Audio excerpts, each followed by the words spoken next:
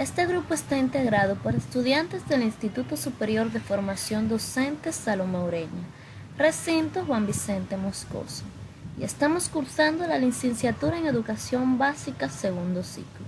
Nuestros nombres son Anester Guzmán, Eridarlin Florentino Ceballo, María Luisa Gómez, Yuleika Medina y su servidora Yasneiri Vázquez Germán. En esta oportunidad estaremos analizando algunos de los problemas contemporáneos de América, los cuales son corrupción, desigualdad, feminicidio, racismo y neopopulismo. Comencemos con el problema de corrupción. Esa acción de corromperse ha penetrado en los países de América como una problemática grave. La corrupción consiste en un acuerdo inmoral entre corruptos aliados, que los beneficia en sus propósitos particulares por encima de la ley en el plano político. En otras palabras, es el mal uso o abuso del poder público para beneficio personal y privado. Uno de los mayores problemas que puede tener un país es el de la corrupción. Distrae una enorme cantidad de recursos públicos, empeora notablemente los servicios del país y deteriora la democracia. Así el impacto de la corrupción en América Latina es enorme. El último informe de Transparencia Internacional sobre la percepción de la corrupción en América Latina arroja resultados alarmantes en muchos países. Quiero destacar que hay países donde la corrupción está en primer y segundo lugar de importancia como problema principal del país. Dentro de estos está Colombia, Perú, Brasil, México, Paraguay, República Dominicana, Venezuela y Bolivia. A pesar de que el fenómeno de corrupción está afectando considerablemente estos países, muchos de los ciudadanos no lo ven así. Considero que esto se debe a que no hay conciencia de cuánto y cómo puede afectar la corrupción a la calidad y cantidad de los servicios públicos necesarios que se le debe suministrar a las personas para asegurar su bienestar. La fortaleza de las instituciones es posiblemente el factor más determinante para mayores o menores índices de corrupción, pero no es el único. Hay temas también de falta de educación y de valores, por ejemplo. También carencia de una conciencia global, desconocimiento legal y está la presión de la desigualdad en el ingreso de las personas y familias. No olvidemos que somos la región con mayor desigualdad en el mundo. En mi opinión, si tenemos la conciencia de la existencia de la corrupción y su importancia, podemos combatirla. Es por esta razón que debemos transformar el tema de la corrupción en una discusión pública, dándole a este asunto la importancia que merece.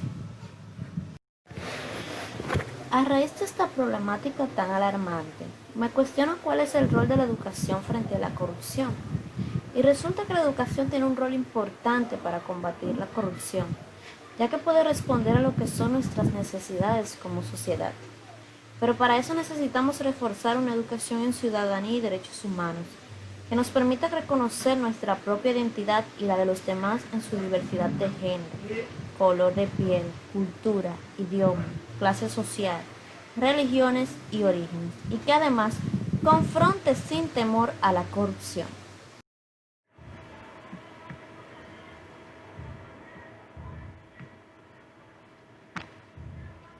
Hola, mi nombre es María Luisa Gómez Hernández y en esta ocasión estaré hablando de la desigualdad en América Latina. América Latina es y ha sido históricamente la región del mundo con mayor desigualdad.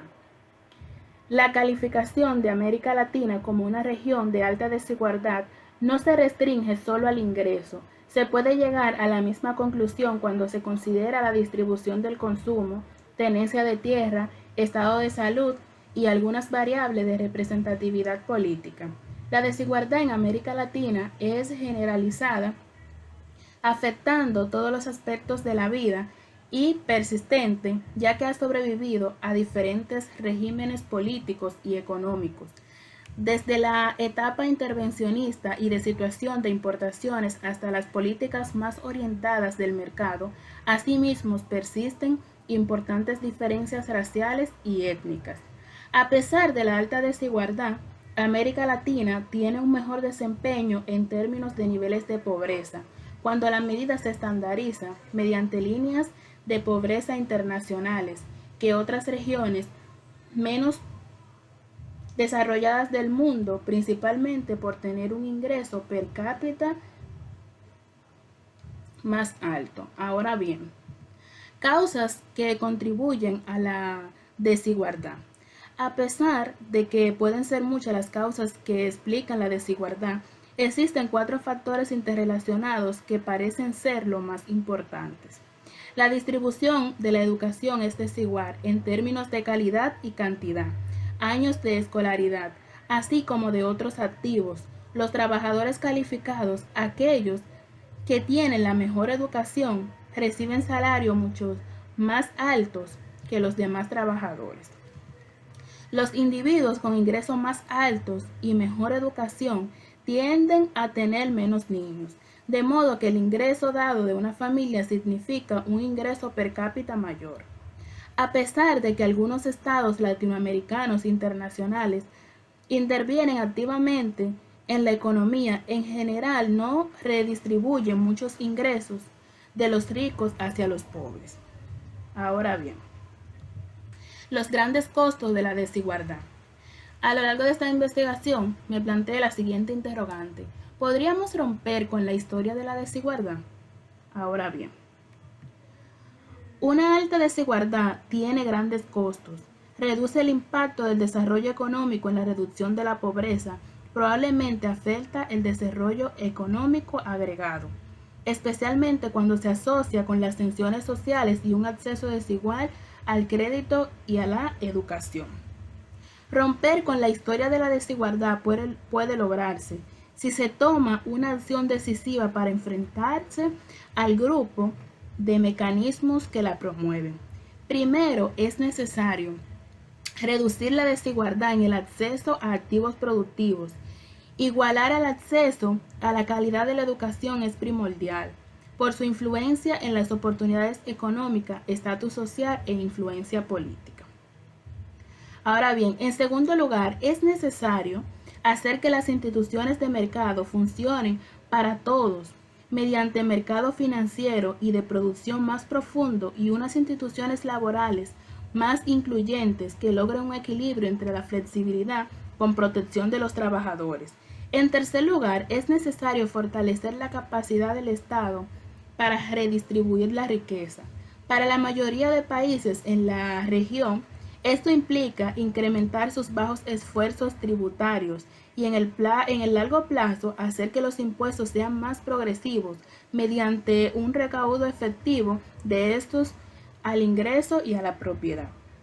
Esta no es una tarea fácil, sin embargo, probablemente es más fácil lograrla en la actualidad que en el pasado, dada que las crecientes demandas sociales por una democracia más profunda, una distribución más igualitaria de la influencia política, mayor acceso a la educación y a la salud, y mayor reconocimiento para los grupos afrodescendientes e indígenas.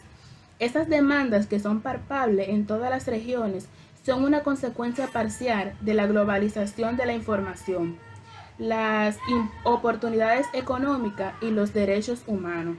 Existen ejemplos prometedores en la actualidad, en especial a nivel subnacionales, con nuevas alianzas entre élites progresistas, funcionarios públicos, la clase media y los pobres, promoviendo el establecimiento de instituciones más incluyentes y eficientes. Esto ha sido todo de mi parte. Muchas gracias.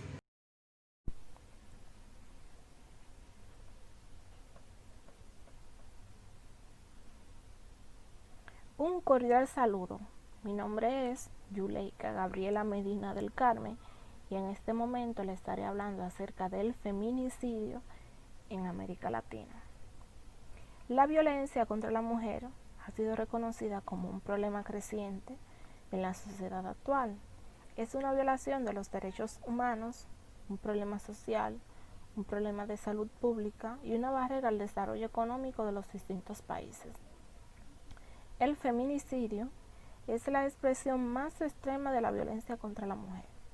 Se trata del asesinato de mujeres por hombres motivados por el odio, el desprecio, el placer o la suposición de propiedad sobre las mujeres y abarca cualquier homicidio de mujeres cometido basándose en la discriminación de género.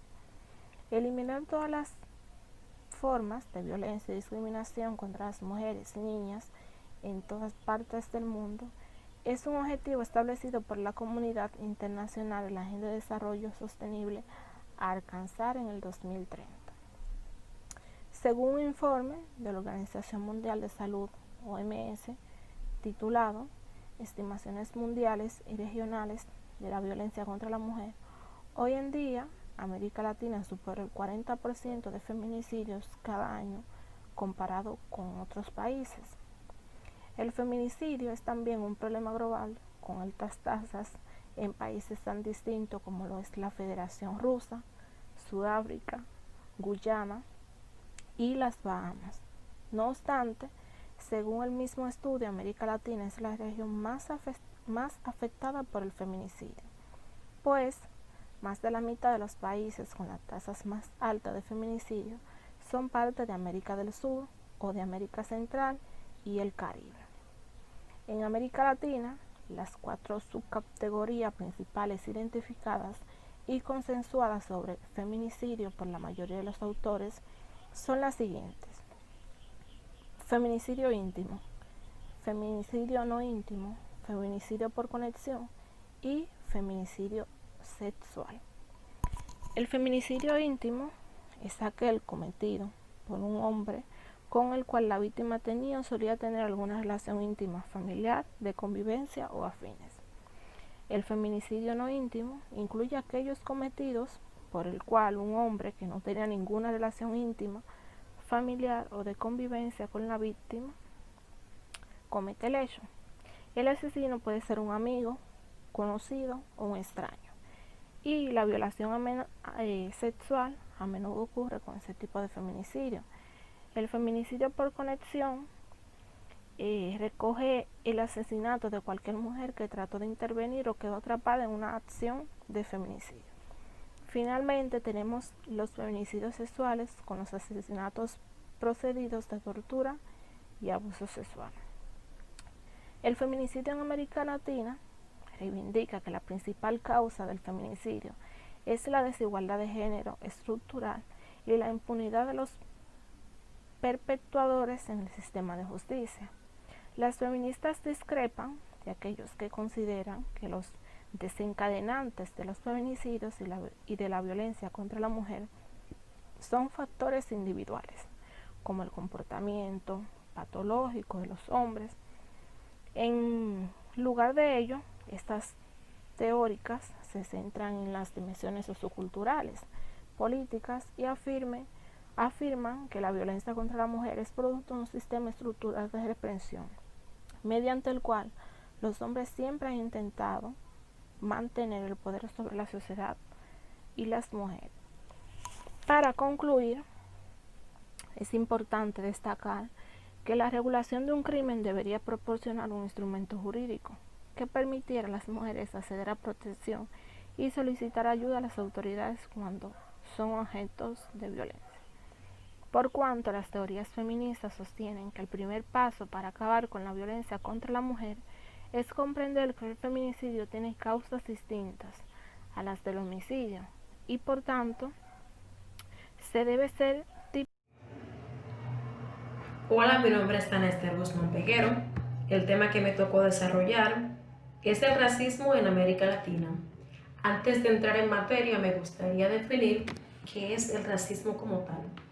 Según la Real Academia Española, racismo es una exacerbación del sentido racial de un grupo étnico que suele motivar la discriminación o persecución de otro u otros con los que vive.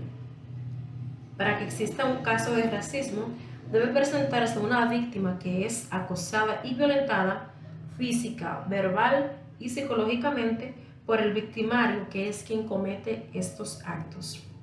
De acuerdo a lo anteriormente expuesto, puedo afirmar que el racismo no solo se presenta de manera abstracta, sino también de manera táctil, que quienes cometen actos raciales se creen superiores a los demás y que el racismo se puede presentar en contextos diversos tales como la universidad, la escuela y el hogar. Entre las causas del racismo puedo hacer mención del color de la piel, la textura del cabello, las creencias religiosas y el estatus económico. Entre las consecuencias del racismo puedo hacer mención del alcoholismo, la drogadicción, llegar a marginarse, cometer actos ilícitos como vender sustancias prohibidas, prostituirse, entre otros. Los afrodescendientes en América Latina ocupan el 2.5 de probabilidad de vivir en pobreza crónica, más que los blancos o mestizos, según un nuevo informe del Banco Mundial. Además de tener mayores tasas de pobreza, los afrodescendientes tienen menos años de escolarización, experimentan más desempleo y están poco representados en cargos de toma de decisiones, tanto públicos como privados. El informe asegura que, aunque ha habido avances, aún queda mucho por hacer para eliminar las barreras estructurales que impiden su inclusión social y económica plena. El Banco Mundial asegura que los afrodescendientes representan la mitad de quienes viven en la pobreza extrema en Brasil, Colombia, Ecuador, Panamá, Perú y Uruguay, aunque solo son el 38% de la población conjunta de estos países. Mucha gente no entiende que el racismo va mucho más allá del color, sino que también ocupa aspectos como ya los mencionados anteriormente. El estatus económico, las creencias religiosas, entre otras, puesto que con cualquier comentario o chiste de doble sentido podemos llegar a cometer actos raciales. Concluyo diciendo que es bueno que seamos diferentes. Debemos aceptar las diferencias nuestras y las de los demás, porque somos creación de Dios y Él nos ama tal y como somos, y para Él todos somos iguales. Te incito a que digas no al racismo. Muchas gracias.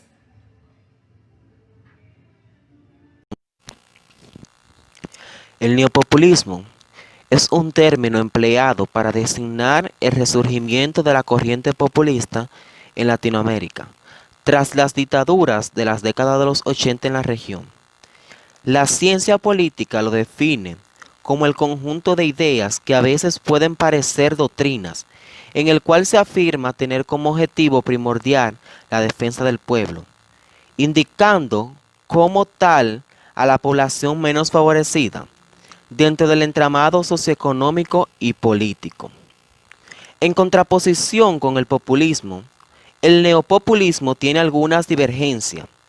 En primer lugar, los líderes neopopulistas de la segunda ola han buscado políticas de buenas relaciones con Estados Unidos de Norteamérica y una apertura comercial a este, en lugar de una acelerada industrialización y economía centrada en el mercado nacional.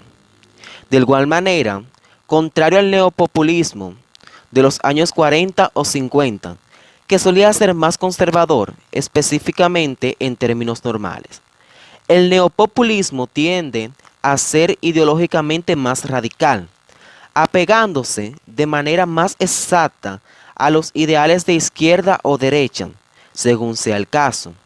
El neopopulismo moderno se puede definir como una forma de gobierno concreto que puede ser articulado desde lo político como una teoría marxista, implicando redistribución, atención de los de abajo y protagonismo de los que están más excluidos del sistema económico y capitalística puro.